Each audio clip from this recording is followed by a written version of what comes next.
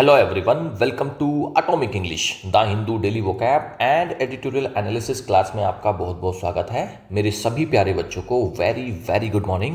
Class की शुरुआत करते हैं और फर्स्ट पोर्शन में हमेशा की तरह हम कवर करेंगे वोकैब, डेली वोकैब जो कि एडिटोरियल से रहती है। और ये वोकैब सारी की सारी एग्जाम ओरिएंटेड वोकैब है। आपको एग्जाम में यही वर्ड्स एज इट इज़ देखने को मिलेंगे।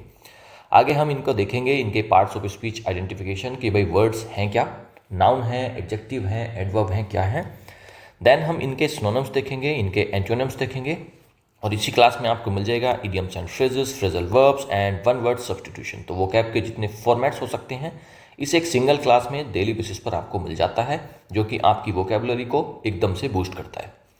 सेकेंड पोर्शन में हम कवर करते हैं reading comprehension and grammar, editorial analysis करेंगे। द हिंदू का एक प्यारा सा एडिटोरियल उठाएंगे, उसको डिटेल में एनालाइज करेंगे, जिससे आपका रीडिंग कॉम्प्रहेंशन पार्ट स्ट्रॉन्ग होगा और एग्जाम में आपको अनसीन पैसेज वाले पोर्शन में कभी भी दिक्कत नहीं आएगी। उसके बाद हम कॉम्प्रहेंशन और ग्रामर के एमसीक्यूज करेंगे, बिल्कुल एग्जाम वाले फॉर्मेट पर रहेंगे। आपको लगेगा कि आप एग्जाम का क्वेश्चन पेपर ही सोल्व कर रहे हो, तो ये भी एग्जाम पॉइंट ऑफ व्यू से एक अच्छी प्रैक्टिस है।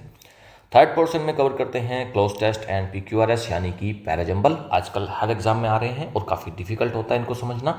क्लोज टेस्ट का तो समझ में ही नहीं आता कि कौन सा ऑप्शन चूज़ करें, और पीक्यूआरएस में सीक्वेंस ही समझ में नहीं आता कि भाई पहले किसको रखें और बाद में किसको रखें। लेकिन मैं यहाँ पर कुछ ट्रिक्स बताता हूँ और साथ के साथ जब आप प्रैक्टिस करते चलते हो, देखो प्रैक्टिस इज द की, आप प्रैक्टिस करोगे डेली आप कुछ ना कुछ सीखते हो। तो डेली बेसिस पर जब आप क्लोज टेस्ट की और पीक्यूआरएस की मेरे साथ प्रैक्टिस करते हो तो फिर आपकी इनके ऊपर कमांड बन जाती है और क्लोज टेस्ट और पीक्यूआरएस में आपके फुल मार्क्स सिक्योर हो जाते हैं। तो थर्ड पोर्शन भी कवर करने के बाद हम आगे बढ़ते हैं और फोर्थ पोर्शन जो सबसे इंपॉर्टेंट इस वीडियो का, ट्रिकी एमसीक्यूज प्रैक्टिस। जितना आपने स्टार्टिंग में वोकैब पढ़ी है, आज के वर्ड्स पढ़े हैं, idioms and phrases, phrasal verbs और वन वर्ड सब्स्टिट्यूशन पढ़ा है, इन सब की लास्ट में करेंगे हम ट्रिकी एमसीक्यूज के साथ में प्रैक्टिस। क्योंकि होता क्या है कि वोकैब एक बार में समझ में तो आ जाती है लेकिन याद नहीं होती है।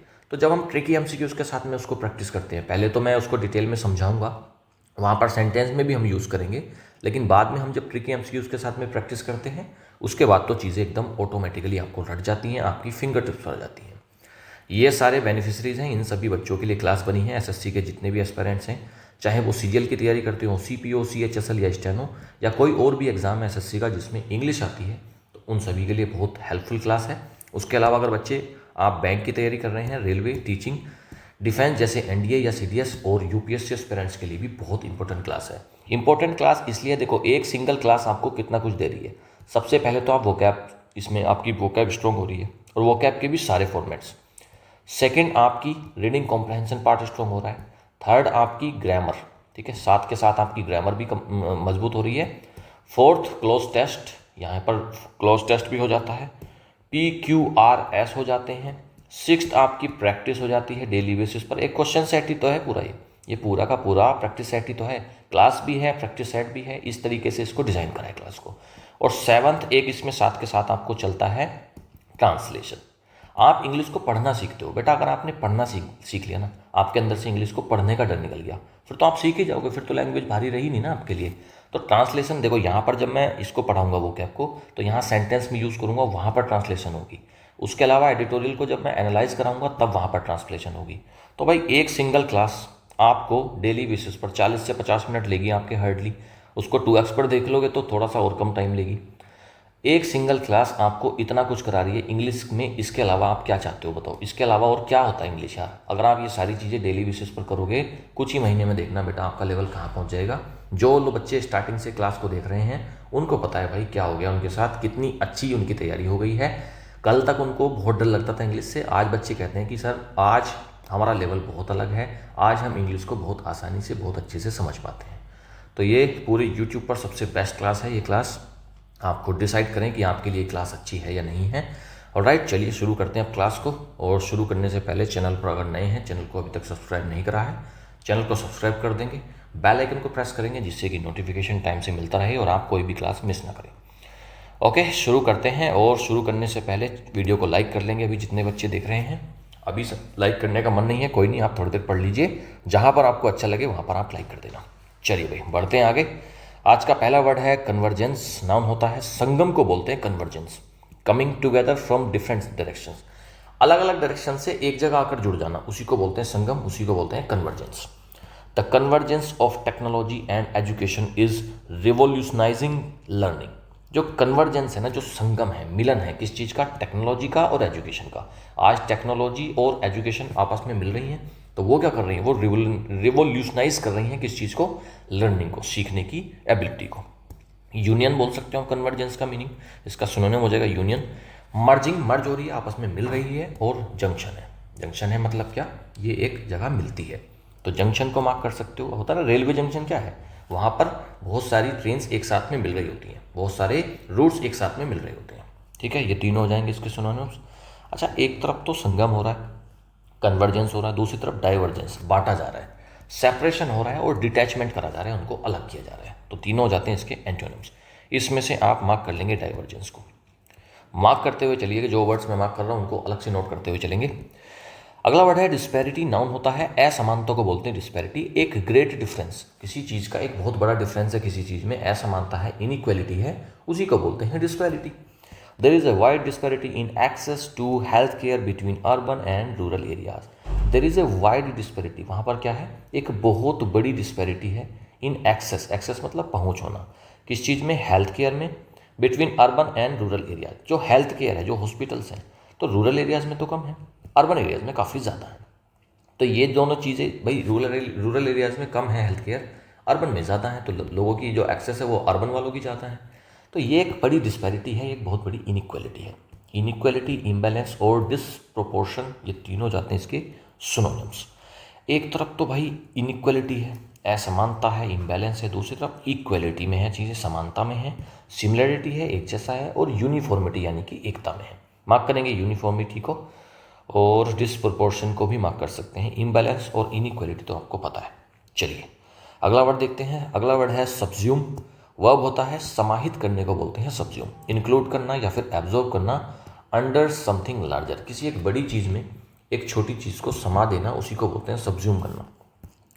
Minor details are subsumed under the main objectives. जो माइनर डिटेल्स होती है ना, वो सब्ज्यूम हो जाती हैं, मतलब समा जाती हैं किस चीज़ में, under the main objectives, main objectives के अंदर। इनकॉर्पोरेट, इंक्लूड और एसिमिलेट। एसिमिलेट का मतलब होता है शामिल हो जाना, तो इसको मार्क करेंगे एसिमिलेट को। तीनों हो जाते हैं इसके सिनोनिम्स। अच्छा, एक तरफ तो शामिल हो जा रहा है ना, उसके अंदर शामिल हो जा रहा है, इंक्लूड हो रहा है, दूसरी तरफ एक्सक्लूड है, आइसोलेट अलग थलग है, और सेपरेट अलग हो जा रहा है। तीनों जाते हैं इसके एंटोनिम्स। मार्क कर लेंगे इसमें से आइसोलेट को, ऊपर इनकॉर्पोरेट को भी मार्क कर लेंगे। अगला वर्ड है आउटले। नाउन होता है, इसका मतलब होता है व्यय यानी कि खर्चा, spending. An amount of money spent on something. एक अमाउंट है मनी का, पैसे का एक अमाउंट है, वो किसी चीज़ पर खर्च हो गया है, वो जो खर्चा है उसी को बोलते हैं आउटले। एक्सपेंडिचर बोल सकते हो आप इसको। The initial outlay for setting up the factory was huge. जो इनिशियल, जो स्टार्टिंग का आउटले था, जो खर्चा था, setting up of the factory, factory को सेटअप करने का, शुरू करने का जो इनिशियल खर्चा था, शुरुआती खर्चा था, वो था वॉज ह्यूज। वो कैसा था, ह्यूज यानी कि बड़ा, वो काफ़ी बड़ा था। एक्सपेंडिचर, कॉस्ट और एक्सपेंस तीनों जाते हैं इसके सिनोनिम्स। एक तरफ तो खर्चा है, तो इसका उल्टा क्या रहता है खर्चे का, इनकम, रेवेन्यू और गेन, तीनों जाते हैं इसके एंटोनिम्स। अगला वर्ड है इंटेंसिटी। नाउन होता है, तीव्रता को बोलते हैं intensity. The degree of force, strength और एनर्जी। भाई कोई चीज़ कितनी अमाउंट में, कितनी मात्रा में लग रही है, उसी को बोलते हैं इंटेंसिटी, यानी कि तीव्रता, उसकी फ्रीक्वेंसी क्या है। The intensity of the storm was frightening. जो इंटेंसिटी थी ना, स्टॉर्म क्या होता है, तूफान, तूफान आया, तूफान की जो इंटेंसिटी थी, उसकी जो तीव्रता थी, उसकी जो तेजी थी, वो कितनी थी, कैसी थी, वॉज फ्राइटनिंग। फ्राइटनिंग का मतलब होता है डरावनी, फ्राइटनिंग का मतलब होता है डरावनी। तो फोर्स बोल सकते हो इंटेंसिटी को आप, पावर बोल सकते हो, उसकी स्ट्रेंथ बोल सकते हो, ताकत, ठीक है। तीनों जाते हैं इसके सिनोनिम्स। अब एक तरफ ताकत है तो इसका उल्टा वीकनेस रहेगा, माइल्डनेस यानी कि हल्का फुल्का, सॉफ्टनेस यानी कि, सॉफ्टनेस मतलब क्या होता है, नाजुकता। तीनों इसके एंटोनिम्स हो जाते हैं। अगला वर्ड है डिसबर्समेंट। नाउन होता है, भुगतान को बोलते हैं disbursement. The payment of money, पैसे का पेमेंट, उसी को बोलते हैं disbursement. The disbursement of funds will start next month. जो डिसबर्समेंट है फंड्स का, फंड्स यानी कि पैसा, पैसे का जो डिसबर्समेंट है, जो भुगतान है, वो कब स्टार्ट होगा, विल स्टार्ट नेक्स्ट मंथ, अगले महीने शुरू हो जाएगा। पेमेंट बोल सकते हो, एलोकेशन बोल सकते हो, और पे आउट भी बोल सकते हो। मार्क कर लें पे आउट को, मार्क करेंगे एलोकेशन को। पेमेंट का तो पता है यार सबको। अच्छा, एक तरफ तो एलोकेशन हो रहा है, भुगतान करा जा रहा है, पेमेंट करा जा रहा है, दूसरी तरफ कलेक्शन, कलेक्ट करा जा रहा है, रिसीट करा जा रहा है, और विद होल्डिंग है, अपने पास रखना है, ठीक है। तो तीनों जाते हैं इसके एंटोनिम्स। इसमें से आप मार्क करेंगे रिसीट को, रसीद बोलते हैं ना, रसीद हिंदी में वो यही होता है, रिसीट। इंग्लिश में उसको रिसीट बोलते हैं, पी इसमें साइलेंट रहता है, रिसीट। ऑलराइट, चलिए विविध होल्डिंग को भी मार्क करेंगे। अगला वर्ड है एलाइड। एडजेक्टिव होता है सहयोगी को बोलते हैं एलाइड। जॉइंड बाई और रिलेटिंग टू एन अलायंस, एक अलायंस से जुड़ा हुआ सहयोगी उसको बोलते हैं किसी का सहयोगी, वही होता है allied. The two companies are allied in the fight against pollution, दो कंपनीज हैं पोल्यूशन के अगेंस्ट फाइट कर रही हैं, तो एक दूसरे की क्या है, वो एलाइड, एक दूसरे की सहयोगी हैं, कनेक्टेड हैं, अफिलिएटेड हैं और यूनाइटेड हैं, यानी कि इकट्ठी हैं। मार्क करेंगे अफिलिएटेड को। एक तरफ तो सहयोगी हैं, साथ में कर रही हैं, दूसरी तरफ अपोजिंग, एक दूसरे के अपोजिट हैं, सेपरेट यानी कि अलग हैं, और राइवल उसकी प्रतिद्वंदी है। मार्क करेंगे राइवल को। अगला वर्ड है एग्रीगेशन। नाउन होता है संचयन, संचयन का भी बताते हैं, एक ग्रुप या फिर कलेक्शन ऑफ थिंग्स, कोई कुछ चीज़ें हैं, कुछ थिंग्स हैं, उनका एक कलेक्शन, उसी को बोलते हैं एग्रीगेशन, यानी कि इकट्ठा होना। The report is based on the aggregation of multiple data sources, जो रिपोर्ट है वो किस चीज़ पर बेस्ड है, किस चीज़ पर आधारित है, एग्रीगेशन यानी कलेक्शन पर, किस चीज़ के, मल्टीपल डेटा सोर्सेज, बहुत सारे डाटा सोर्सेज हैं, अलग अलग जगह से डाटा आया है, तब इस रिपोर्ट को तैयार करा गया। तो क्या है, कलेक्शन है यानी कि एग्रीगेशन है। कलेक्शन, असेंबली, क्लस्टर तीनों जाते हैं इसके सिनोनिम्स। मार्क करेंगे क्लस्टर को, मार्क करेंगे असेंबली को। एक तरफ तो कलेक्शन है, इकट्ठा हो रही हैं चीज़ें, दूसरी तरफ इसका उल्टा डिवीजन यानी कि बटी हुई हैं, सेपरेशन में है, अलगाव में है, और फ्रेगमेंटेशन में है, टुकड़ों में बटी हुई है। मार्क करेंगे फ्रेगमेंटेशन को। सेपरेशन और डिवीजन का आपको पता है। अगला वर्ड है यूनिफॉर्मिटी। नाउन होता है एक रूपता को बोलते हैं uniformity, the quality of being the same और कंसिस्टेंट। यूनिफॉर्मिटी क्या है कि भाई ऐसी क्वालिटी है जिसमें एक होकर चलेंगे, मिलकर चलेंगे, उसी को बोलते हैं यूनिफॉर्मिटी।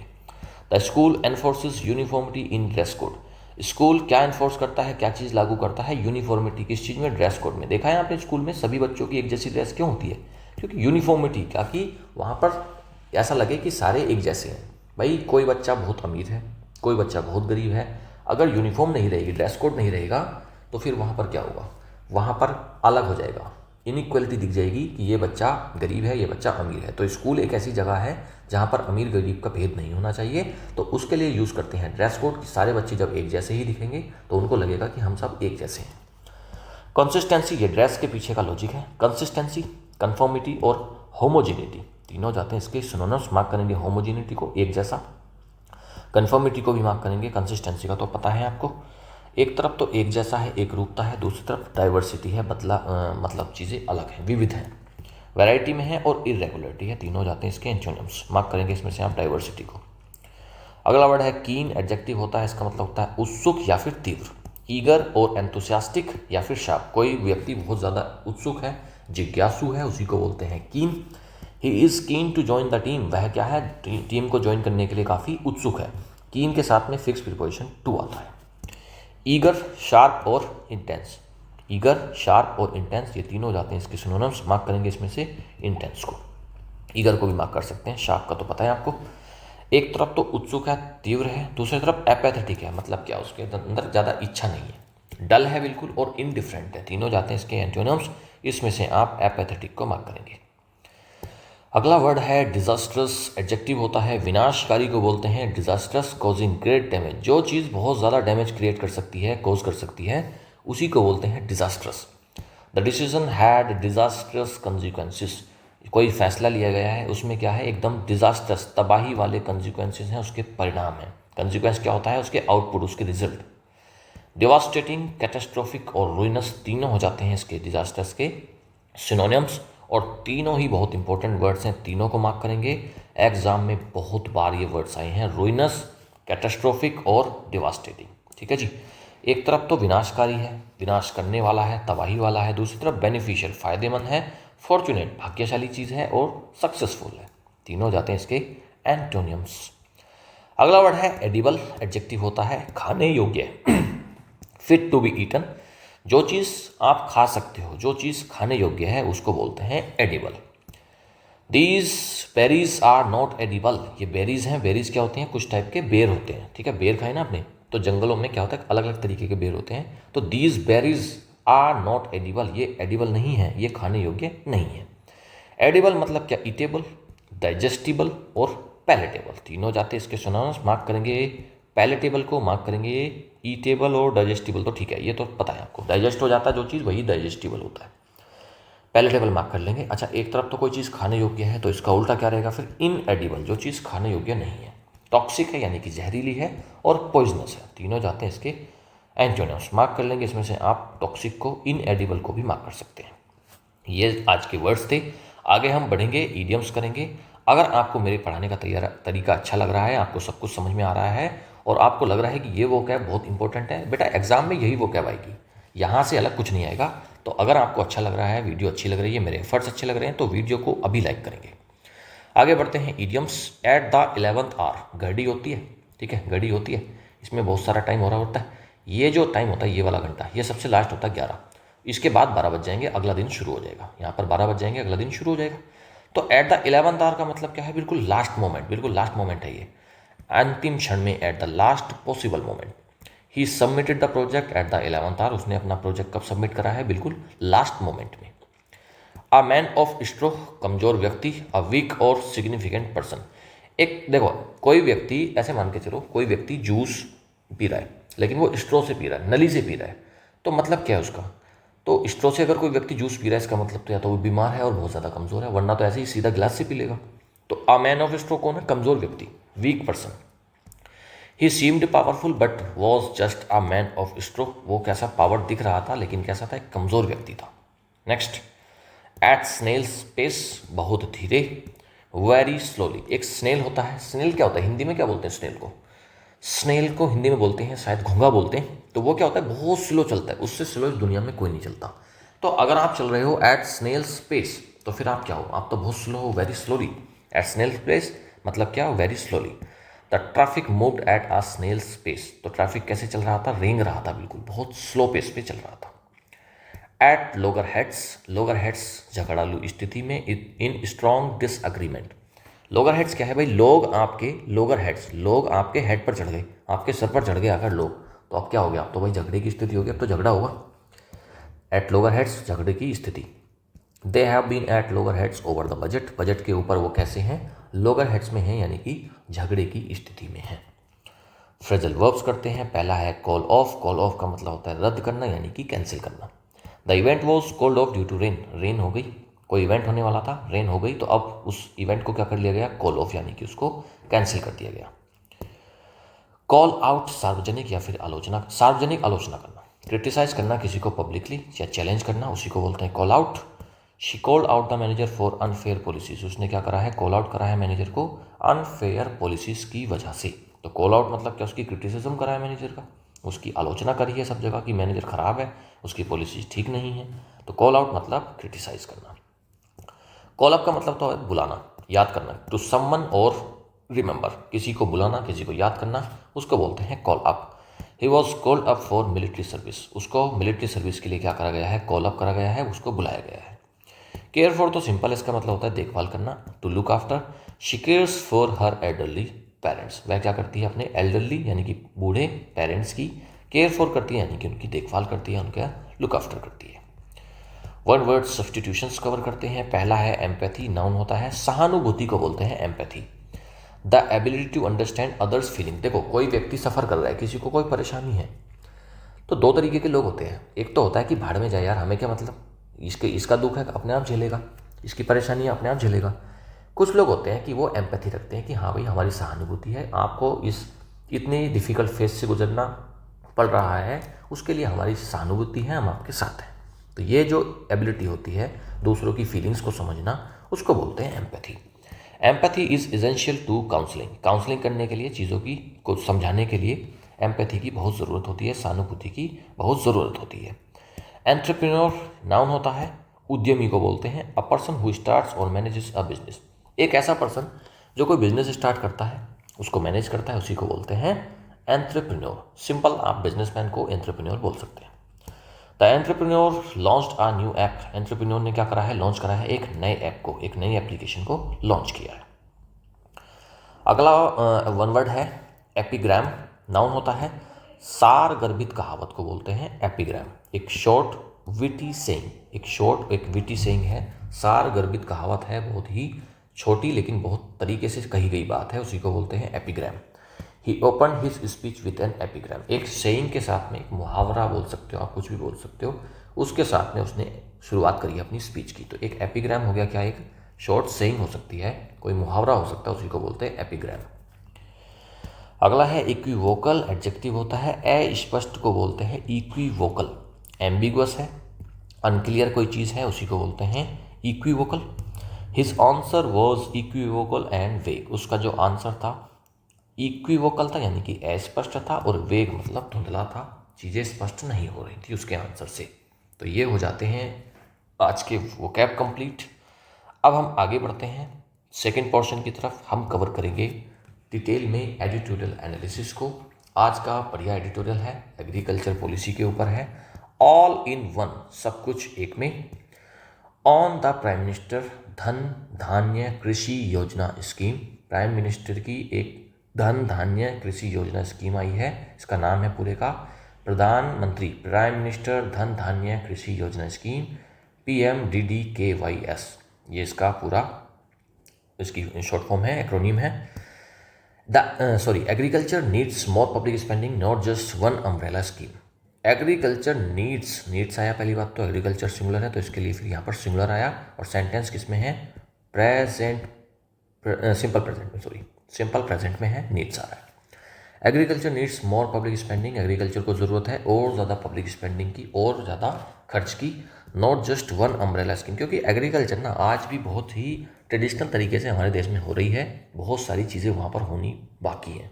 तो एक खाली स्कीम से काम नहीं चल जाएगा। एक आप ऐसे देखो, not just one umbrella scheme, एक अम्ब्रेला स्कीम यानी कि उसके अंदर सब कुछ हो, ऐसी से काम नहीं चलेगा, और पब्लिक स्पेंडिंग की ज़रूरत पड़ेगी, बहुत चीज़ों की ज़रूरत है। एग्रीकल्चर में तो भाई कुछ नहीं कर पाए, एग्रीकल्चर के फील्ड में हम लोग, हमारा देश कुछ नहीं कर पाया।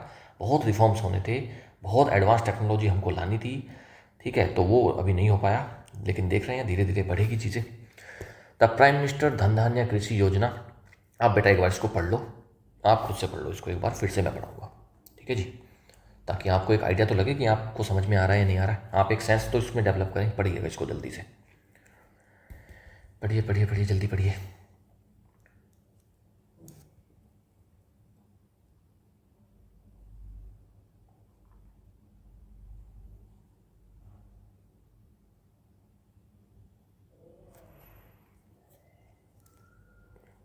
चलिए पॉज करके पढ़ लेना इसको, ठीक है, नीचे वाला भी पढ़ लीजिए थोड़ा सा। चलिए पहले वहीं से पढ़ते हैं शुरुआत से। द प्राइम मिनिस्टर धन धान्य कृषि योजना PMDDKY, a scheme approved by the Union Cabinet, is to be implemented through the convergence of 36 existing schemes across 11 departments. Prime minister धन धान्य कृषि योजना स्कीम PMDDKY, इसका शॉर्ट फॉर्म है। एक स्कीम है जो अप्रूव करी गई है कैबिनेट के, यूनियन कैबिनेट के द्वारा अप्रूव करी गई है, सहमति मिली है। Is to be implemented through the convergence of, इसको इम्प्लीमेंट करना पड़ेगा किससे, थ्रू द कन्वर्जेंस यानी कि शामिल करके, संगम करके 36 एग्जिस्टिंग स्कीम्स, 36 स्कीम जो ऑलरेडी चल रही हैं उन सबको एक जगह मिक्स करा जाएगा और उसको बनाया जाएगा PMDDKY अक्रॉस 11 डिपार्टमेंट्स, 11 डिपार्टमेंट्स के अंदर इसको शामिल करा जाएगा।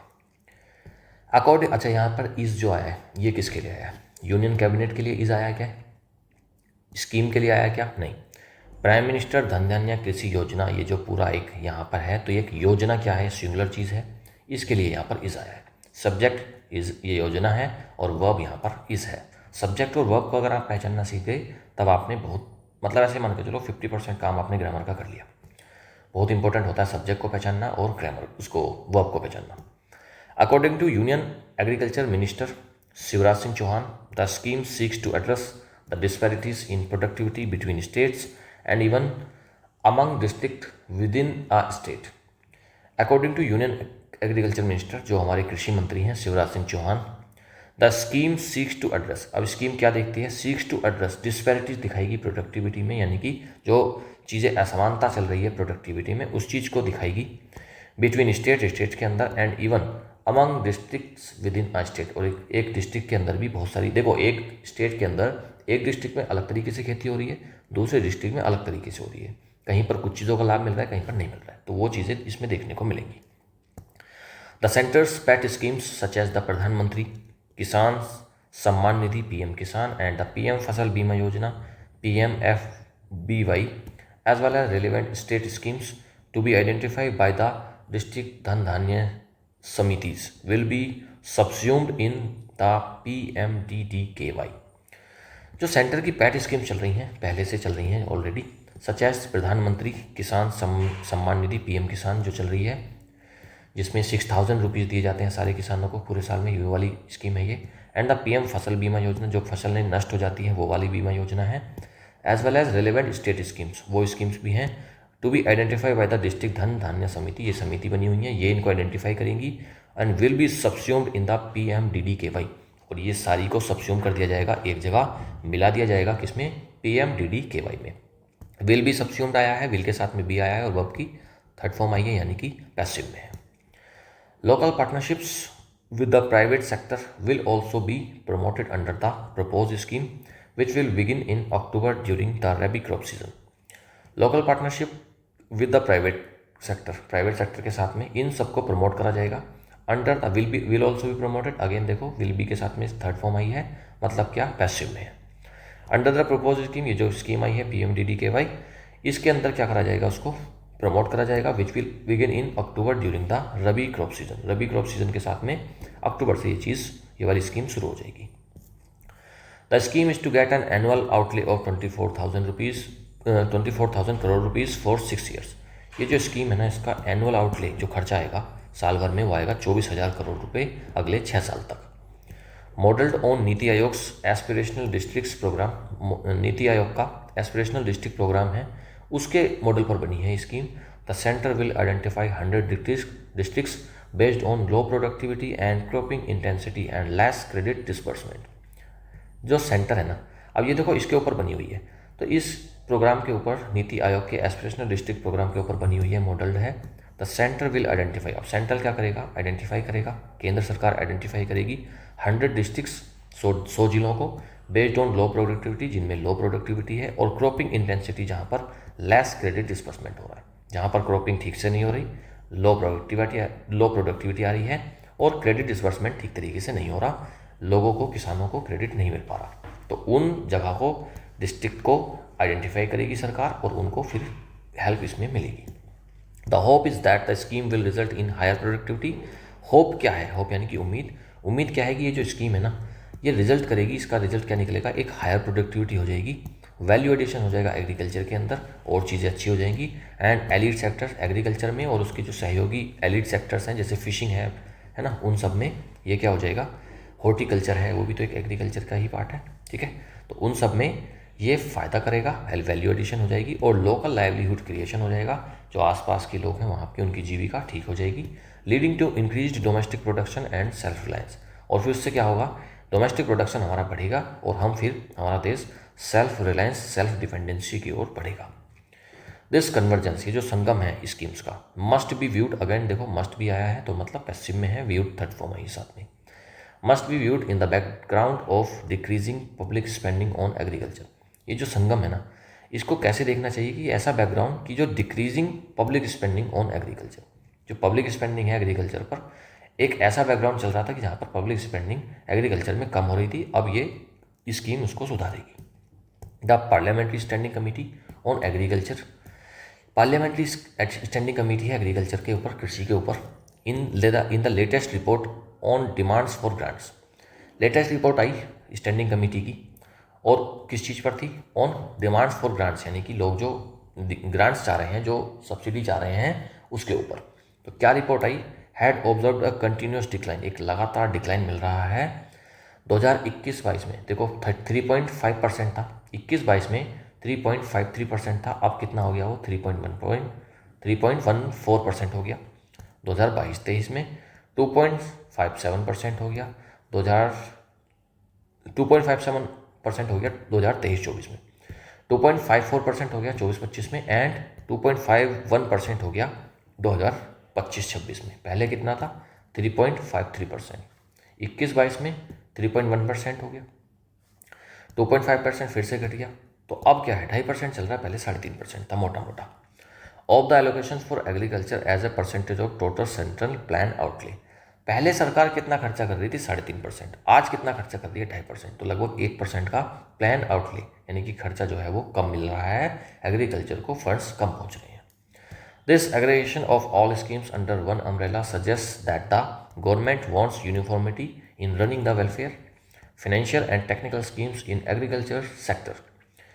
ये जो अग्रीगेशन ऑफ ऑल स्कीम, ये जो हम इकट्ठा कर रहे हैं सारी स्कीम्स को एक अम्ब्रेला यानी कि एक सिंगल स्कीम के अंदर, ये क्या सजेस्ट करता है? सजेस्ट, अभी तो कोई सजेस्ट आया, this aggregation of all schemes under one. अच्छा, ये जो सजेस्ट आ रहा है, पहली बात तो ये सिंपल प्रेजेंट है।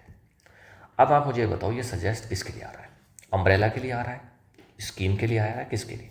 ये आ रहा है अग्रीगेशन के लिए। यहाँ पर सब्जेक्ट अग्रीगेशन है। This aggregation suggest that the government. अब अग्रीगेशन को यहाँ पर एक्सप्लेन कर दिया कि भाई कौन सा अग्रीगेशन, सारी स्कीम्स का अंडर वन अम्ब्रेला, और ये अग्रीगेशन सजेस्ट करता है that the government wants, government के लिए आया क्योंकि सिंगुलर है। Government wants uniformity in running the welfare, क्योंकि गवर्नमेंट क्या चाहती है कि भाई यूनिफॉर्मिटी रहे, एक भाव रहे, किस चीज़ में? एकता रहे, रनिंग द वेलफेयर, वेलफेयर को रन करने में। फाइनेंशियल और टेक्निकल स्कीम्स एग्रीकल्चर सेक्टर को एक समान रूप से मिल जाए। तो ये गवर्नमेंट का यहाँ पर पॉइंट ऑफ व्यू है।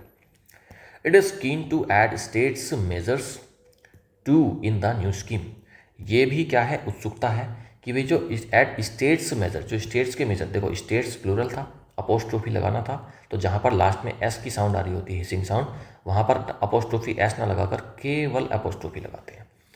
तो ये काफ़ी उत्सुक बात है कि भाई स्टेट के जो मेजर्स हैं, स्टेट में जो प्रोग्राम चल रहे हैं, उनको भी इस नई स्कीम में शामिल कर लिया जाए। It remains to be seen how effective such uniformity will be on the ground, as further decrease in public investment in agriculture could be disastrous. It remains to be seen as how, ये देखना बाकी है कि कितना effective सच uniformity, ये जो uniformity है, जो एकता है, सारी स्कीम को एक जगह जोड़ रहे हैं, ऑन द ग्राउंड, ग्राउंड पर ये चीज़ें किस तरीके से कितनी इफेक्टिव रहेंगी। And as further decrease in public investment in agriculture could be disaster, क्योंकि अगर फर्दर डिक्रीज करा गया पब्लिक इन्वेस्टमेंट में एग्रीकल्चर के अंदर, तो ये डिजास्टर साबित हो सकता है। ठीक तरीके से फिर ये काम नहीं करेगा, तबाही वाला हो सकता है, एग्रीकल्चर को बहुत बड़ा नुकसान हो सकता है अगर पब्लिक इन्वेस्टमेंट एग्रीकल्चर के अंदर कम हुआ तो। Private public partnerships PPP should be for the larger good of self-reliance, particularly in the production of food grains, edible oil and pulses. जो पीपीपी है, public partners, private public partnerships हैं, should be for larger good of self reliance. इसको किस तरीके से use करना चाहिए? Self reliance यानी कि सेल्फ डिपेंडेंसी, आत्मनिर्भरता पर इसको करना चाहिए। Particularly in the production of food grains, जब हम फूड ग्रेन्स का प्रोडक्शन कर रहे हैं, चाहे हम एडिबल ऑयल का कर रहे हैं और पल्सेस का, तो इसमें हमको सेल्फ रिलायंस होना चाहिए, ना कि हमको बाहर से चीज़ें इंपोर्ट। भाई अगर हमारा देश है, कितना बड़ा देश है, इतने बड़े देश में इतनी सारी ज़मीनें हैं, उसके बावजूद भी अगर हमको फूड ग्रेन्स, अगर बाहर से अनाज मंगाना पड़े, बाहर से तेल मंगाना पड़े, दालें हमें बाहर की खानी पड़े, तो फिर क्या फ़ायदा यार इतनी बड़ी ज़मीन का। The progress of area coverage under kharif crops released last week points to a decrease in the sowing of oilseeds and popular pulses.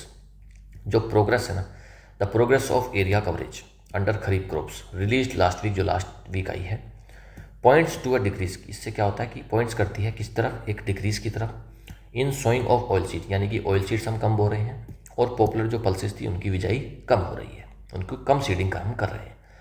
ये जो पॉइंट्स आया, पॉइंट्स मतलब सिंपल प्रेजेंट क्योंकि एस लगा है, पॉइंट्स टू है, यहाँ पर वर्ब है, ये पॉइंट्स टू है डिक्रीज, ये डिक्रीज की तरफ पॉइंट करती है। अब ये जो पॉइंट है, इसका मुझे सब्जेक्ट बताओ, इसका सब्जेक्ट क्या है? खरीफ क्रॉप्स इसका सब्जेक्ट नहीं हो सकता, रिलीज लास्ट वीक, ये कुछ है नहीं, प्रोग्रेस की बात चल रही है। द प्रोग्रेस ऑफ एरिया, एक प्रोग्रेस किस चीज़ की? एरिया कवरेज की, under kharif crops release last week. ये जो प्रोग्रेस आई है, वो प्रोग्रेस क्या करती है? पॉइंट करती है टू ए डिक्रीज, एक डिक्रीज की तरफ, कि भाई ऑयल सीड्स को कम बो रहे हैं हम। ऑयल सीड्स क्या होते हैं? जो जैसे सरसों है, तो सरसों क्या? ऑयल सीड है, उस वो जो बीज निकलते हैं सीड्स सरसों में, उससे ऑयल निकलता है, तो ऑयल सीड हो गया। एंड पॉपुलर पल्सेस, और पॉपुलर पल्सेस की जो हम सीडिंग कर रहे हैं, क्रॉपिंग कर रहे हैं, वो हम कम कर रहे हैं इस तरफ। ये प्रोग्रेस का रिपोर्ट का पॉइंट्स है। दो it promotes national uniformity, it is welcome that the new scheme will function based on district plans that will be align to the national goals of crop diversification, conservation of water and soil health, self sufficiency in agriculture and allied sectors. कह रहा है कि दो it promotes national uniformity, देखो ये जो scheme आई है, इससे एक नेशनल यूनिफॉर्मिटी तो प्रमोट हो रही है कि भाई सारा देश एक स्कीम पर काम करेगा। इट इज़ वेलकम, ये वेलकम करा जाता है, दैट द न्यू स्कीम, ये जो नई स्कीम आई है, विल फंक्शन, ये फंक्शन करेगी, काम करेगी, based on district plans, district plans के आधार पर काम करेगी, दैट विल बी अलाइन, और जिनको अलाइन कर दिया जाएगा, एक साथ में बैलेंस कर दिया जाएगा, to the national goal, national goals की तरफ, ऑफ क्रॉप डाइवर्सिफिकेशन, कि भाई क्रॉप डाइवर्सिफिकेशन है कि हम कौन सी क्रॉप को करना चाह रहा है हमारा देश। कंजर्वेशन ऑफ वाटर कि भाई वाटर का कंजर्वेशन कैसे करेंगे, हम बचाएंगे कैसे। सॉइल और उसकी हेल्थ को कैसे बचाएंगे। Self sufficiency in agriculture and elite sector, जो सेल्फ सफिशिएंसी है एग्रीकल्चर में उसकी एलिट सेक्टर्स। एलिट सेक्टर कौन से हो सकते हैं, इसके एलिट सेक्टर हो सकते हैं एग्रीकल्चर के, जैसे मान लो हॉर्टिकल्चर है। हॉर्टिकल्चर में क्या होता है, शायद फूलों की खेती होती है, तो हॉर्टिकल्चर क्या है, इसका एलिट सेक्टर है। उसके अलावा भाई बी कीपिंग है, एपीकल्चर मतलब क्या है कि बी कीपिंग है, लोग मधुमक्खियाँ पाल रहे हैं, वो भी तो एग्रीकल्चर का ही पार्ट है। इन सभी को हेल्पफुल रहेगा, ये सबको फ़ायदा मिलेगा और इसमें हम सेल्फ सफिशिएंसी को अचीव कर पाएंगे। For the PMDDKY the centre will monitor 117 की indicators of progress on a monthly basis. ये जो स्कीम है PMDDKY, इसमें सेंटर जो केंद्र सरकार है वो क्या करेगी, 117 की इंडिकेटर्स जो संकेत मिल रहे हैं प्रोग्रेस के मंथली बेसिस में उनको मॉनिटर करेगी।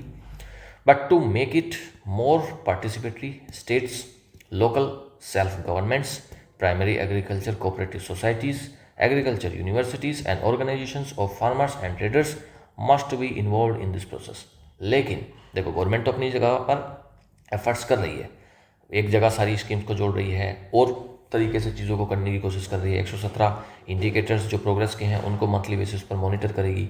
But to make it more participatory, इस चीज़ को और अच्छे से काम करे उस तरीके से बनाने के लिए जो स्टेट्स हैं, हमारे जो राज्य हैं, लोकल सेल्फ गवर्नमेंट्स हैं जो डिस्ट्रिक्ट लेवल पर होती हैं, प्राइमरी एग्रीकल्चर कोऑपरेटिव सोसाइटीज़ हैं, एग्रीकल्चर की यूनिवर्सिटीज़ हैं, ऑर्गेनाइजेशंस हैं जो कि फार्मर्स और ट्रेडर्स के हैं, इन सबको must be involve in this process, इस प्रोसेस में शामिल होना पड़ेगा, होना चाहिए। मस्ट बी इन्वॉल्व आया है, उसका मतलब पैसिव में है सेंटेंस। मॉडल के साथ में जब बी लगेगा वर्ब की थर्ड फॉर्म आएगी, मतलब पैसिव में है, अदरवाइज तो मॉडल वर्ब की फर्स्ट फॉर्म ही यूज़ करता है अपने साथ में। ठीक है जी, कंप्लीट हुआ। बढ़िया एडिटोरियल था, मज़ा आया पढ़ के, एक स्कीम का पता लगा, गवर्नमेंट अपनी जगह अच्छे एफर्ट्स कर रही है। देखो ग्राउंड पर इसकी क्या रियलिटी रहती है और कितने बदलाव हमारी कृषि के अंदर, एग्रीकल्चर के अंदर देखने को मिलते हैं। कॉम्प्रहेंशन एमसीक्यूज करते हैं। What is the main concern raised in the editorial regarding the PMDDKY। बताओ भाई, क्या मेन कंसर्न रेज करी गई है एडिटोरियल में, क्या चिंता जताई गई है regarding the PMDDKY। Excessive private participation, bureaucratic delays, declining public investment in agriculture, lack of trained manpower. बताओ भाई इनमें से कौन सा है। देखो एक्सेसिव प्राइवेट पार्टनरशिप पार्टिसिपेशन का तो कोई जिक्र नहीं आया, ब्यूरोक्रेटिक डिले का भी कोई जिक्र नहीं आया, जिक्र किस चीज़ का आया था, declining public investment in agriculture, कि भाई जो पब्लिक इन्वेस्टमेंट है ना, जो सरकार का इन्वेस्टमेंट है एग्रीकल्चर में, वो कहीं ना कहीं कम हो रहा है, इस चीज़ की चिंता जताई गई है। सी ऑप्शन एकदम करेक्ट है। Why is the PMDDKY modelled on the aspirational district programme, इसको क्यों मॉडल करा गया है एस्पिरेशनल डिस्ट्रिक्ट प्रोग्राम के ऊपर। To reduce corruption in the scheme, नहीं। To identify and support low performing districts, हाँ ये हो सकता है। टू अट्रैक्ट फॉरेन इन्वेस्टमेंट, नहीं, फॉरेन इन्वेस्टमेंट की तो कोई बात नहीं है। टू प्राइवेटाइज एग्रीकल्चर एंटायरली, नहीं। बी ऑप्शन एकदम करेक्ट रहेगा कि भाई आइडेंटिफाई करना और सपोर्ट करना जो लो परफॉर्मिंग डिस्ट्रिक्ट्स है ना, बताया था ना कि 100 के आसपास डिस्ट्रिक्ट्स को सेलेक्ट करेगी सरकार जहाँ पर परफॉर्मेंस बहुत लो है और फिर उनको प्रमोट करा जाएगा, तो बी ऑप्शन एकदम करेक्ट है। According to the editorial what may undermine the impact of this scheme despite good intentions. Editorial के अकॉर्डिंग बताना है आपको कि क्या चीज़ कम कर सकती है, अंडरमाइन मतलब कम कर सकती है impact of this scheme despite good intention. सरकार की इंटेंशन अच्छी है, इस स्कीम को लाने में सरकार की अच्छी इंटेंशन है, उसकी मंशा ठीक है, लेकिन क्या चीज़ इस इम्पैक्ट को कम कर सकती है। हायर कॉस्ट ऑफ फर्टिलाइजर्स, नहीं, कोई जिक्र नहीं आया एडिटोरियल में। पुअर मानसून फोरकास्ट, कोई मतलब नहीं आया। Decreasing public spending on agriculture, C option correct है। अगर पब्लिक स्पेंडिंग, अगर सरकार कम खर्च करेगी एग्रीकल्चर पे तो ये स्कीम बिल्कुल फेल हो जाएगी, सी ऑप्शन एकदम करेक्ट है। नेक्स्ट ग्रामर एमसीक्यूज करते हैं। आइडेंटिफाई करना है आपको एरर। दो the scheme promote national uniformity it faces several implementation challenges. बेटा देख रहे हो सिंगल क्लास में कितना कुछ मिलता है, सारे पहले वोकैब पढ़ी आपने, अलग अलग आर्टिकल्स, ठीक है, वोकैब के अलग अलग आइटम्स पढ़े, उसके बाद आपने इसको डिटेल में एनालाइज किया, कॉम्प्रहेंशन के एमसीक्यूज कर लिए, अब हम कर रहे हैं ग्रामर के एमसीक्यूज। तो एक सिंगल क्लास आपको कितना कुछ सिखा सकती है, मात्र 40 से 50 मिनट, ये आप इस क्लास में देख रहे हैं। आइडेंटिफाई करना है एरर, एरर फाइंड करने के लिए एक एक वर्ड को बहुत ध्यान से पढ़ना है और फिर जहाँ पर एरर आएगी वहीं पकड़ लेना है। दो द स्कीम, स्कीम क्या है, singular. Promote national uniformity, promote देखो बात चल रही है प्रेजेंट की, प्रमोट क्या कर रहा है यहाँ पर, प्रमोट के साथ में एस लगाओ, प्रमोट्स करो, क्योंकि सिंगुलर के साथ में सिंगुलर वर्ब ही यूज़ करेंगे। तो गड़बड़ कहाँ पर है, दो में नहीं है, प्रमोट में नहीं है, हाँ प्रमोट में गड़बड़ है, बी ऑप्शन करेक्ट हो जाएगा। प्रमोट का प्रमोट्स हम यूज़ करेंगे, प्रमोट का प्रमोट्स हम यूज़ करेंगे, बी ऑप्शन एकदम करेक्ट है। करेक्ट फॉर्म आपको यूज़ करनी है, the government dash a budget of 24,000 crore rupees for the scheme annually. Government क्या करती है, एक बजट है 24,000 करोड़ का फॉर द स्कीम एनुअली। अब देखो यह ऑप्शन से मिलेगा आपको, have sanctioned, have sanctioning, has sanctioned, sanction. पहले तो आप ये देखो गवर्नमेंट क्या है, सिंगुलर है, तो हैव वाले जो ऑप्शन है इसको काटो, सबसे पहले तो हैव का ऑप्शन काट दो, क्योंकि हैव गवर्नमेंट के साथ नहीं आएगा, गवर्नमेंट है सिंगुलर। अब हैज़ सैंक्शनिंग, अगला ऑप्शन देखो, हैज़ सैंक्शनिंग, हैज़ के साथ में अगर आएगा बीन, तो बीन तो समझ में आता है कि बीन के साथ में तो सैंक्शनिंग ठीक है, लेकिन यहाँ पर बीन मिसिंग है, इसलिए फिर ये ऑप्शन भी कट जाएगा, सी ऑप्शन एकदम करेक्ट हो जाएगा।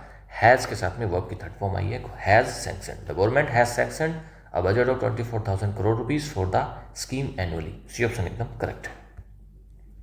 सैंक्शनड इज, अच्छा सैंक्शन तो खाली आएगा ही नहीं, क्योंकि वो करती थोड़ी ना रहती है, सैंक्शन का मतलब करती थोड़ी ना रहती है, और अगर सैंक्शन भी आएगा ना तो गवर्नमेंट के, अगर इसको प्रेजेंट में भी बनाएंगे मान लो, तो फिर गवर्नमेंट के साथ में तो सैंक्शंस आना चाहिए, तो ये ऑप्शन तो वैसे ही कट जाएगा, तो सी ऑप्शन ही बचता है, वही हमारा करेक्ट ऑप्शन है, सी ऑप्शन करेक्ट।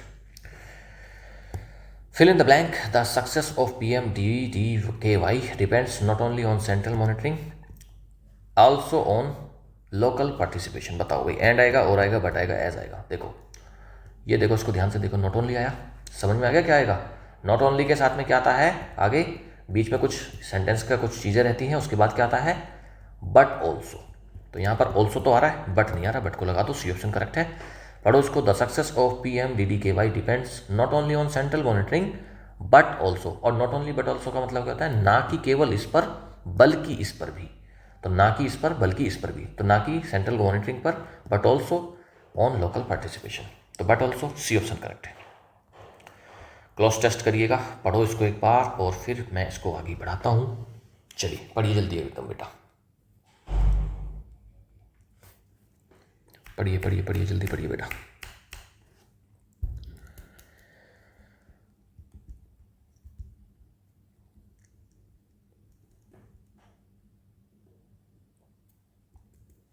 पॉज करेंगे, पॉज करके पढ़ेंगे, मैं आगे बढ़ाता हूँ वरना फिर वीडियो ज़्यादा लंबी हो जाएगी। The PMDDKY is a major policy step aimed at addressing regional inequalities in agricultural productivity. PMDDKY जो स्कीम है is a major policy step है एम्ड एट एड्रेसिंग, एड्रेस करने पर एम करा गया है रीजनल इनइक्वालिटीज़ को, जो इनइक्वालिटी चल रही थी, असमानता चल रही थी एग्रीकल्चरल प्रोडक्टिविटी में। इट प्रपोजेज, ये प्रपोज करता है the dash of 36 different schemes under one umbrella creating scoping for better coordination and output. 36 schemes को अंडर वन अम्ब्रेला, 36 स्कीम को एक अम्ब्रेला मतलब एक स्कीम में करना है, तो क्या करेंगे, एक्सपेंशन करेंगे, डिसेंट्रलाइजेशन करेंगे, कन्वर्जेंस करेंगे, division.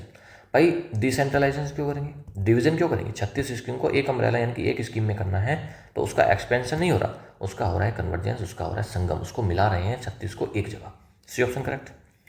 However the real challenge lies in dash investments in agriculture which have been steadily declining. However ये जो रियल चैलेंज है ना, लाइज इन, किस चीज़ में है वो, investment in agriculture which have been, किस चीज़ में असली चैलेंज है, अवॉइड करने में, डिले करने में। देखो इन्वेस्टमेंट करना है, इन्वेस्टमेंट को अवॉइड करने में क्या चैलेंज आ जाएगा बताओ। मैं कोई इन्वेस्टमेंट करना चाहता हूँ, मैंने उसको अवॉइड कर दिया, तो क्या चैलेंज आ गया मुझे, कुछ भी नहीं आया। सबसे आसान काम है इन्वेस्टमेंट को अवॉइड कर दो, मत करो इन्वेस्टमेंट, डिले कर दो, ये तो सबसे आसान काम है, तो इसमें कोई चैलेंज तो नहीं है ना। इन्वेस्टमेंट को कैलकुलेट करना भी अपने आप में एक चैलेंज नहीं है, कैलकुलेशन तो कर ही लेते हैं हम लोग, कोई भी कर लेता है यार कैलकुलेशन, तो ये भी नहीं है।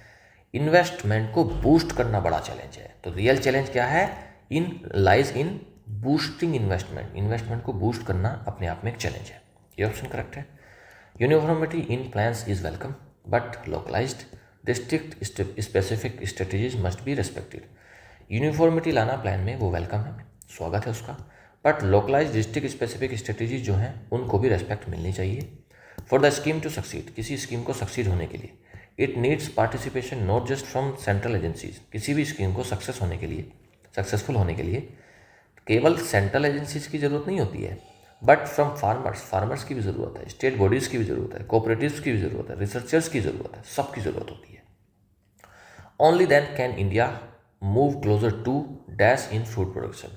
जब सारी चीज़ें एक साथ में चलेंगी, सब अपने अपने एफर्ट्स करेंगे, केवल तभी, only then India can move closer to in food production. तो किस चीज़ के करीब जाएगा इंडिया फिर? डिप्लोमेसी के। यार इसमें फूड प्रोडक्शन में कहाँ की डिप्लोमेसी हो रही है? काटो। डिपेंडेंसी में, लिबरलाइजेशन में, या फिर सेल्फ रिलायंस? डिपेंडेंसी में नहीं भाई। अगर हम डिपेंडेंसी की तरफ बढ़ेंगे तो क्यों कर रहे हैं हम काम को? लिबरलाइजेशन की तो कोई बात नहीं हो रही, यहाँ पर हो रही है बात सेल्फ रिलायंस। हम अगर ये सारी चीज़ें करेंगे इस तरीके से, तब इंडिया किस तरफ बढ़ेगा? सेल्फ रिलायंस यानी कि आत्मनिर्भरता की ओर बढ़ेगा फूड प्रोडक्शन में। क्योंकि अभी तो बहुत सारे फूड हमारे बाहर से इंपोर्ट होकर आ रहे हैं। इतने बड़ा देश है, इतनी सारी ज़मीनें हैं, और हम खाना खा रहे हैं बाहर के लोगों से, तो वो तो गलत है। PQRS करिएगा बेटा, बहुत मस्त PQRS है आज का, मज़ा आएगा इसको करके, करिएगा। दिख रहा है आपको? ठीक है, करिएगा। रीअरेंज करना है। Rearrange the following sentences into a coherent यानी कि मीनिंगफुल सेंटेंस, पैराग्राफ में बदलना है। पढ़िएगा, मैं साथ के साथ पढ़ता हूँ। The success of the scheme depends on multi level coordination. PMDDKY aims to resolve productivity disparities through convergence. However, uniform policies may not be effective everywhere. Therefore, district level plans aligned with national goals are needed. चलो भाई, मैंने बताया दो चीज़ें हैं PQRS करने का, दो तरीके हैं। एक तो आप पहले वर्ड्स को पकड़ेंगे और फिर लास्ट के वर्ड्स को पकड़ेंगे। दोनों तरीके से आपको समझ में आएगा। हाउएवर से शुरुआत नहीं होगी, क्योंकि हाउएवर का मतलब होता है लेकिन, और लेकिन अगर कह रहे हैं तो इससे पहले कुछ ना कुछ तो शुरुआत हो चुकी है। तो आर ऑप्शन कहीं दिखता है तो काट देंगे, दिया भी नहीं है। देयरफॉर भी शुरुआत नहीं कर सकता, क्योंकि देयरफॉर से पहले कोई बात बोली गई होगी पहले ही। एस वाला ऑप्शन भी कट जाएगा। The success of scheme depends on multi level coordination. भाई कह रहा है कि जो सक्सेस है ना स्कीम की, वो डिपेंड करती है मल्टी लेवल कोऑर्डिनेशन में। लेकिन किस स्कीम की बात कर रहा है ये हमको यहाँ पर पी ऑप्शन से भी समझ में नहीं आया। कहीं ना कहीं इंट्रोडक्शन हो गया होगा स्कीम का पहले किसी दूसरे सेंटेंस में, तो पैराग्राफ यहाँ से शुरुआत नहीं हो सकती। पी ऑप्शन भी कट जाएगा। दो ऑप्शन बचते हैं, QSPR या फिर QRPS। इनमें से आपको सेलेक्ट करना है। इतना तो पक्का हो गया कि शुरुआत होगी क्यू से, पहले नंबर पर आएगा क्यू। PMDDKY एम्स करती है to resolve productivity disparities through convergence, कि भाई ये जो प्रोडक्टिविटी डिस्पैरिटी आ रही थी ना, जो विविधता आ रही थी, जो गड़बड़ी चल रही थी प्रोडक्शन में, तो कन्वर्जेंस के मिला के सारी स्कीम को एक जगह PMDDKY जो स्कीम आई है वो इस चीज़ पर काम करेगी। एक बात समझ में आ गई। क्यू के बाद अगर आप एकदम से रख दोगे therefore district level plans align, तो आपको इतना तो समझ में आ गया कि PMDDKY क्या काम कर रही है। आपको प्रॉब्लम समझ में नहीं आई कि भाई प्रॉब्लम क्या चल रही है, तो क्यू के बाद एस रखेंगे तो थोड़ा सा इलॉजिकल हो जाएगा। तो ए ऑप्शन काटो, एक ही ऑप्शन बचता है बी। इसको ध्यान से समझना, एक्सप्लेन करता हूँ मैं क्यों आएगा ये। PMDDKY ने एम करती है क्या? रिजॉल्व करने में प्रोडक्टिविटी डिस्पैरिटी थ्रू कन्वर्जेंस, मिला के सारी चीज़ों को ये दूर करेगी जो प्रोडक्टिविटी डिस्पैरिटी चल रही है उसको। एक बात हो गई। दूसरी बात आप देखो, however uniform policies may not be effective everywhere. Uniform यानी कि अकेली, तो ये कह रहे हैं कि ये जो यूनिफॉर्म है ना वो इफेक्टिव एवरीवेयर, हर जगह ये काम नहीं कर सकती। दूसरी बात, इस PMDDKY स्कीम की एक इन्होंने वो दे दी सेटबैक, इसकी कॉन्स बता दिया, ठीक है, कि भाई इसमें ये गड़बड़ हो सकती है कि ये यूनिफॉर्म पॉलिसी जो है सब जगह काम नहीं कर सकती। तो क्यू के बाद दूसरा आर आ गया। तीसरी बात क्या हुई कि success of scheme depends on multi level coordination. कह रहा है कि अकेली काम नहीं करेगी जो स्कीम है ना, किसी भी जो सक्सेस है किसी भी स्कीम की, वो किस चीज़ पर डिपेंड करती है कि इसमें मल्टी लेवल कोऑर्डिनेशन होना चाहिए, कई जगह से कोऑर्डिनेशन मिलना चाहिए। तीसरी बात इसने बता दी कि सॉल्यूशन क्या होना चाहिए कि मल्टी लेवल की कोऑर्डिनेशन मिलनी चाहिए। और चौथा जो ऑप्शन एस बचता है उसमें ये जो सॉल्यूशन बताया कि भाई मल्टी लेवल की कोऑर्डिनेशन होनी चाहिए और उसको कैसे करेंगे ये इस वाले ऑप्शन में बता दिया। देयरफॉर इसलिए district level plans aligned with national goals are needed, इसलिए फिर डिस्ट्रिक्ट लेवल प्लान्स की हमको ज़रूरत है। तो QRPS इसमें correct answer, B option correct हो जाएगा। होप आपको बहुत अच्छे से मैंने एक्सप्लेन करा है। इस तरीके से अगर आप चीज़ों को देखते हैं तो फिर आसान हो जाते हैं PQRS और सारी चीज़ें। ये आंसर की दी गई है, PDF से मिल जाएगी, टेलीग्राम पर मिल जाएगा आपको PDF। सारे बच्चे टेलीग्राम का ज़रूर ज्वाइन करेंगे चैनल को, वहाँ पर बहुत इंपॉर्टेंट वीडियोस मैं डालता रहता हूँ। और वहाँ पर क्विज़ भी लगातार, कभी कभी बीच बीच में जब टाइम मिलता है तो वहाँ पर हम क्विज़ भी करते रहते हैं। अब हम करेंगे वीडियो का सबसे important part, vocab practice with tricky MCQs। जितना कुछ आपने स्टार्टिंग में पढ़ा था उस सबको हम यहाँ पर प्रैक्टिस कर लेंगे। विच वर्ड बेट्स फिट्स द ब्लैंक, ब्लैंक में सबसे बढ़िया वर्ड कौन सा है इनमें से? The sharp dash between rich and poor has worsened over the past decade. बताओ भाई, एग्रीगेशन, डिस्पैरिटी, कन्वर्जेंस या फिर यूनिफॉर्मिटी? जल्दी बताइए बेटा, इसमें से कौन सा ऑप्शन आपको करेक्ट लग रहा है? देखो, एग्रीगेशन की तो बात होनी थी इसमें, कोई शार्प, भाई शार्प क्या, एक disparity between rich and poor, rich और पुअर, अमीर और गरीब के बीच में जो डिस्पैरिटी है, जो भेदभाव है, जो दूरी है, उस चीज़ को has worsen over the past decade, पिछले दशक में वो कम हो गई है, मतलब वर्सन और ज़्यादा खराब हुई है। बी ऑप्शन करेक्ट है। वन वर्ड सब्स्टिट्यूशन आपको करना है। Expenses spent for a particular purpose, कुछ ऐसा एक्सपेंस जो एक पर्टिकुलर पर्पस के लिए हमने यूज़ करा है, उसको क्या बोलते हैं? डिसबर्समेंट, भुगतान होता है तो, आउटले, एग्रीगेशन या फिर सब्ज्यूम। आउटले को बोलते हैं एक स्पेंडिंग, एक्सपेंस, खर्चा, तो इसका बी ऑप्शन करेक्ट रहेगा। Which of the following is closest, closest का मतलब होता है सिनोनिम। इक्विवोकल का सिनोनिम किसको बोलते हैं? क्लियर, एम्बिगुअस, फर्म या फिर शार्प। तो इसमें देखो, इक्विवोकल का मतलब क्या होता है? अस्पष्ट, तो इसका एम्बिगुअस करेक्ट हो जाएगा, इसका एम्बिगुअस बी ऑप्शन करेक्ट हो जाएगा। Eight the 11th our, 11th our मैंने बताया था आपको लास्ट मोमेंट को बोलते हैं, तो सी ऑप्शन करेक्ट हो जाएगा, eight the last possible moment. Synonym पूछ रहा है कीन का, कीन का मतलब होता है उत्सुक, तो डल नहीं है, शार्प, ब्लड, कोल्ड, तो बताओ भाई इसमें से कौन सा है? डल तो है नहीं, डल थोड़ी ना होगा, ब्लंट, कोल्ड सब काट दो। शार्प का मतलब होता है कीन, एकदम शार्प है, एकदम तेज है, तो कीन उत्सुक वही होता है जिसके अंदर, जो शार्प होता है वही तो उत्सुक होता है, डल व्यक्ति कहाँ है उत्सुक होता है किसी भी चीज़ में। बी ऑप्शन करेक्ट है। विच फ्रेजल वर्ब पूछ रहा है, कैंसिल समथिंग, किसी चीज़ को कैंसिल करने को क्या बोलते हैं? Call up, call off, call out या फिर केयर फॉर? बताओ भाई कौन सा बोलते हैं? कॉल ऑफ इसका करेक्ट आंसर हो जाएगा, कॉल ऑफ का मतलब होता है कैंसिल करना। एंटोनियम पूछ रहा है यूनिफॉर्मिटी का, यूनिफॉर्मिटी का मतलब होता है एकांत, मतलब एकता, एक तरीके से चल रही है, इक्वलिटी। रेगुलरिटी, सेमनेस, डिस्पैरिटी या फिर कोहेजन? बताओ भाई क्या होता है यूनिफॉर्मिटी का इसमें एंटोनियम? उल्टा पूछ रहा है, यूनिफॉर्मिटी होता है समान भाव, एकदम एकता, तो इसका उल्टा हो जाएगा डिस्पैरिटी, यानी कि भेदभाव। सी ऑप्शन एकदम करेक्ट है। मूविंग वेरी स्लोली का इडियम का पूछ रहा है, लोअर हेड तो दुश्मनी है, स्नेल स्पेस, बी ऑप्शन ही करेक्ट हो जाएगा। स्नेल स्पेस का मतलब होता है बहुत धीमा पेस, बहुत धीमी गति, बी ऑप्शन करेक्ट है, slow speed.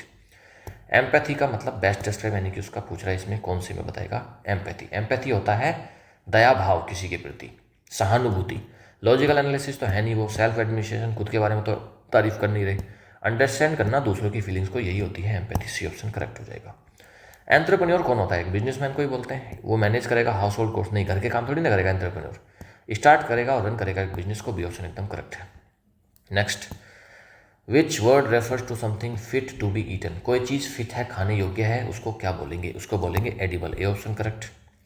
Close to the correct meaning of subsume, subsume का मतलब क्या? डिस्ट्रीब्यूट कर देना, गैदर करना, इंक्लूड करना, एब्जॉर्ब करना या फिर एग्जामिन करना बहुत क्लोजली।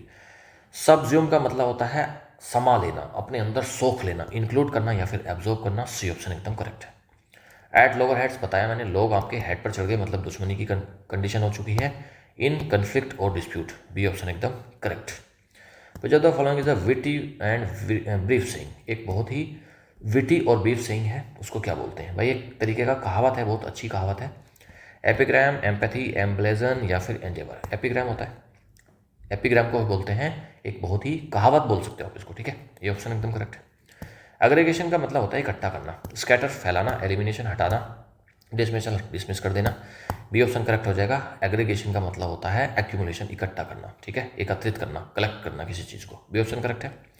इंटेंसिटी का सिनोनिम पूछ रहा है, इंटेंसिटी होती है तीव्रता, वीकनेस तो है नहीं, लेजीनेस है नहीं, और फेरोसिटी या फिर एपैथी, तो इसमें से कौन सा ऑप्शन करेक्ट हो जाएगा? फेरोसिटी, यानी कि तीव्रता, कितनी मात्रा में कोई चीज़ हो रही है, सी ऑप्शन एकदम करेक्ट है। आउटले होता है खर्चा, आउटले गेन नहीं है, एक्सपेंस, एक्सपेंस हो जाएगा, सी ऑप्शन, इसका बी ऑप्शन करेक्ट हो जाएगा। आउटले का मतलब होता है expense, B option correct. Phrasal verb means to publicly criticise और चैलेंज, पब्लिकली किसी को क्रिटिसाइज करना, उसको क्या बोलते हैं? कॉल ऑफ, कॉल ऑफ तो कैंसिल है, कॉल आउट, कॉल आउट ही बोलते हैं उसको, पब्लिकली क्रिटिसाइज कर रहे हो आप किसी को, कॉल आउट, ठीक है। कॉल अप का मतलब होता है बुलाना किसी को। A man of straw implies, man of straw है भाई, स्ट्रो से जूस पीता है वो, सीधा गिलास से नहीं पी पाता है, नली लगी हो इसके मुंह में, उससे पीता है वो, तो उसको क्या होता है? कमज़ोर व्यक्ति है। A person of strong will नहीं है, a person with no real power और वैल्यू, बी ऑप्शन करेक्ट है। 19 का बी ऑप्शन करेक्ट है, उसके अंदर कोई रियल पावर नहीं है, वैल्यू नहीं है, मतलब कमज़ोर व्यक्ति है, बी ऑप्शन एकदम करेक्ट है। एंचो ने बताना है आपको कन्वर्जेंस का मतलब होता है मिला देना, सारी चीज़ों को एक जगह मिला देना। यूनियन, डिस्पैरिटी, डाइवर्जेंस या फिर कोहेजन। बताओ भाई इसमें से कन्वर्जेंस का उल्टा क्या हो जाएगा? कन्वर्जेंस मतलब मिलाना, तो इसका उल्टा क्या रहेगा? डाइवर्जेंस मतलब बांट देना, अलग कर देना। सी ऑप्शन करेक्ट है। केयर फॉर का मतलब पूछ रहा है भाई, केयर फॉर का क्या मतलब होता है? केयर फॉर का मतलब होता है किसी की देखभाल करना, विजिट नहीं कर रहे हैं आप किसी को। नर्चर या फिर लुक आफ्टर, बी ऑप्शन ही करेक्ट रहेगा। किसी को नर्चर करना, किसी की देखभाल करना, यही है इसका करेक्ट आंसर। बी ऑप्शन एकदम करेक्ट है। Which of the following best describe disbursement. Disbursement किसको बोलते हैं? डिसबर्समेंट इसमें से कौन सा है? डिसबर्समेंट का मतलब होता है कि भाई पेमेंट करना, तो इनटेक नहीं कर रहे, पेमेंट तो कर रहे हो ना आप अपने पास थोड़ी ना ले रहे हो। आउटक्राई, एडवाइस नहीं, एक्सपेंस को बोलते हैं डिसबर्समेंट। 22 का बी ऑप्शन करेक्ट है। इनमें से एक्सपेंस कर रहे हो मतलब आप पेमेंट कर रहे हो, डिसबर्समेंट का मतलब होता है पेमेंट। बी ऑप्शन करेक्ट है। डिजास्टर्स कोई चीज़ तबाही वाली है, तो इसमें से बताओ कौन सा होगा? होपफुल होगा, कैलामिटस होगा, जॉयफुल होगा या फिर ऑर्डिनरी होगा? बताओ भाई। होपफुल नहीं होगा, जॉयफुल भाई खुशी थोड़ी हो रही है। डिजास्टर्स का मतलब होता है तबाही, ऑर्डिनरी थोड़ी ना है। कैलामिटस है भाई, कैलामिटस मतलब कैलामिटी आ जाएगी, तबाही आ जाएगी। बी ऑप्शन एकदम करेक्ट है। 24 क्वेश्चन का आंसर आप खुद से देंगे। ईडियम है at one's wits end, at one's wits end, इसका आप मुझे आंसर देंगे feeling victorious, feeling hopeful, feeling completely puzzled और डिस्ट्रेस्ड या फिर फीलिंग पावरफुल। जो भी आंसर इसका आप मुझे कमेंट में बताएंगे। नीचे आंसर की दी गई है, पीडीएफ से मिल जाएगी, पीडीएफ आपको टेलीग्राम पे मिल जाएगी। 10 क्वेश्चन थे आज, थोड़े से इजी क्वेश्चन थे, तो 10 में से 7+ अगर आप ला रहे हो तो ठीक है, अच्छा स्कोर है। और यहाँ पर थे 24 में से अगर आपके 18+ आ रहे हैं तो ये अच्छा स्कोर है। ठीक है, 7+ और 18+ आपके स्कीम। देखो बेटा, जब आप क्लास को लेते हो आप नंबरिंग करा करो, एक पेपर लेकर बैठा करो, 1 से लेकर 10 तक की नंबरिंग करा करो। एक पार्ट में ए पार्ट इसका नाम दिया करो, बी पार्ट में आप 1 से लेकर, जितने क्वेश्चन हैं 24 हैं आज, तो 1 से लेकर 24 तक नंबरिंग किया करो। खुद से टिक लगाते जाया करो मुझसे पहले और फिर आप साथ के साथ चेक करते हुए चला करो। आपके जितने मार्क्स आए हैं वो मुझे कमेंट में आप बताया करें, राइट। जिससे कि ये ऐसा करने से पता क्या होगा, आप इन्वॉल्व रहोगे, आप अलर्ट रहोगे, क्लास में आपका ज़्यादा कंसंट्रेशन बनेगा। तो ये काम क्या करो, कमेंट में बताना कितने हैं। ऑलराइट, वीडियो अच्छी लगी है लाइक करेंगे, ज़्यादा से ज़्यादा शेयर करेंगे। बेटा शेयर कर दिया करो, सब जगह शेयर करा करो। शेयर करने से कुछ नहीं होता, आप जितनी चीज़ें बांटते हो उतनी ही चीज़ें आपके पास वापस आ जाती हैं। तो ऐसा नहीं है कि आप किसी को बता देंगे तो आपका बहुत बड़ा नुकसान हो जाएगा। पढ़ाई ग्रुप में करा करो, सारे लोग जो भी दोस्त हो सारे एक दूसरे के प्रति कभी भी कोई जेलसी मत रखा करो, और साथ में आप बैठकर ग्रुप स्टडी किया करो। ठीक है बेटा, कंपटीशन की भावना रहेगी तब आप अच्छे से पढ़ाई कर पाओगे, अच्छा स्कोर कर पाओगे। ऑलराइट, चलिए वीडियो अच्छी लगी है लाइक करेंगे, ज़्यादा से ज़्यादा शेयर करेंगे, चैनल को अभी तक सब्सक्राइब नहीं करा तो सब्सक्राइब करेंगे। और बेटा आप मेहनत करते रहिए, मुझे पूरी उम्मीद है आपकी मेहनत एक दिन ज़रूर रंग लाएगी। Thank you, have nice day, good.